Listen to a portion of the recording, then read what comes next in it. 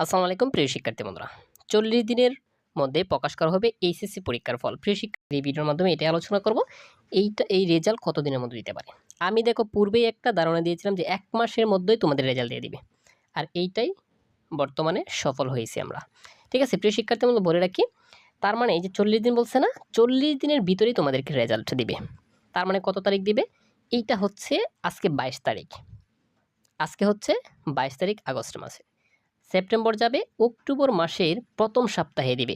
অর্থাৎ অক্টোবর মাসের প্রথম সপ্তাহে যেহেতু রেজাল্টটা দিবে, অক্টোবরের ২ তারিখে রেজাল্টটা প্রকাশিত করবে। ঠিক আছে? প্রিয় শিক্ষার্থী বন্ধুরা, যদি কোনো কারণে দেখো ফল রেডি হয়ে গেছে, তখন অক্টোবরের ১ তারিখেও দিতে পারে। অর্থাৎ প্রথম সপ্তাহে যে দিবে ওইটাই ফাইনাল। আমি সর্বশেষ আপডেট যেটা নিয়েছি বিভিন্ন সাংবাদিক বা এই উপদস্থ যে কর্মকর্তার সাথে কথা বলে, এইটাই সর্বনিউজ পেয়েছি আমি। ঠিক আছে?